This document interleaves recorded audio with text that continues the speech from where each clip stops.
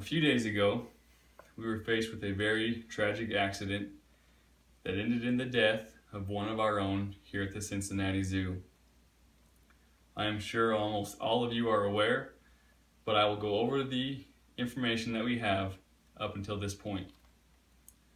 On May 28th, a 4-year-old boy fell into an enclosure at the zoo where gorillas were present.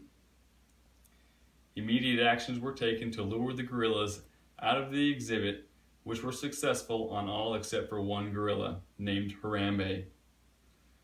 Harambe made his way to the child who had fallen into the moat surrounding the habitat. Although Harambe did not show any initial signs of aggression, he physically handled the boy and dragged him around the concrete enclosure like a rag doll.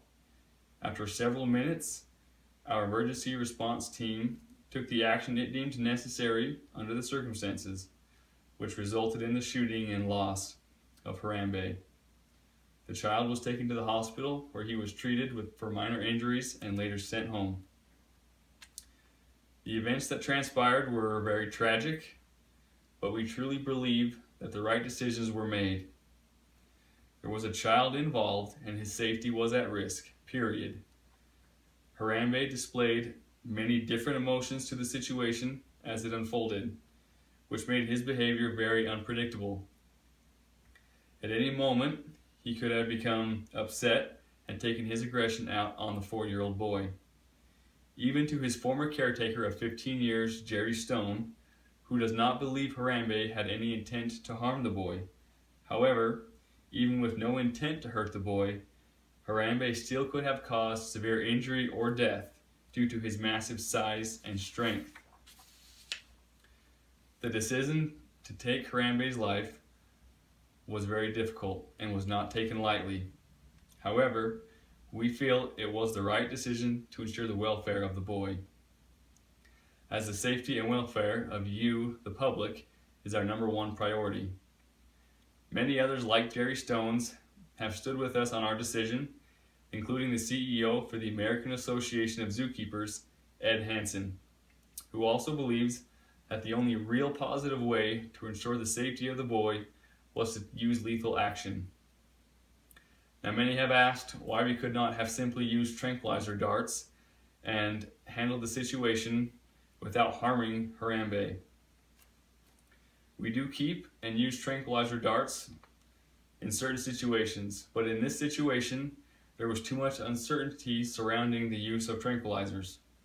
Dr. Sharon Redrobe, the chief executive of the Twycross Zoo, has explained that the use of tranquilizers could have potentially made the crisis much worse.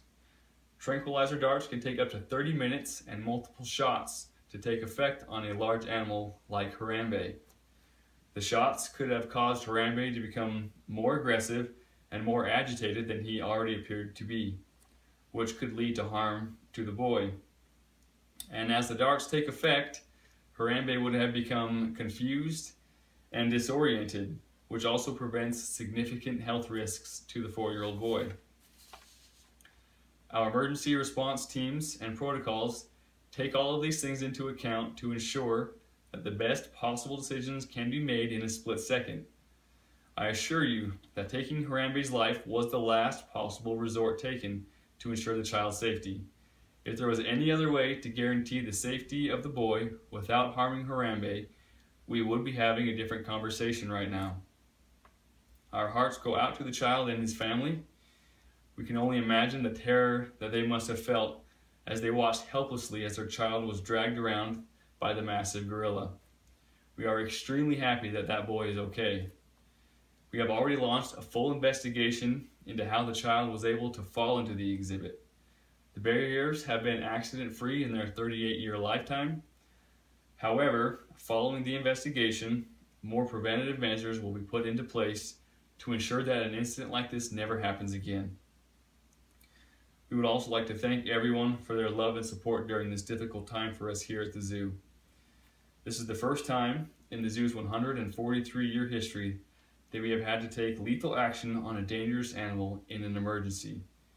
The loss of Harambe has had a large impact on all of us here at the zoo, especially those who worked with Harambe and knew him well. I am very proud of how our emergency response team handled the situation. I am very proud of how our staff have come together and handled the entire event. Again, we are very grateful for the support of the community and the members of the zoo. Many have pledged donations in Harambe's name. If anyone would like to donate to us and aid us in our efforts to further the conservation of the lowland gorillas, a donation can be placed in Harambe's name, and it will go directly to helping the gorillas like Harambe find homes and habitats. Thank you.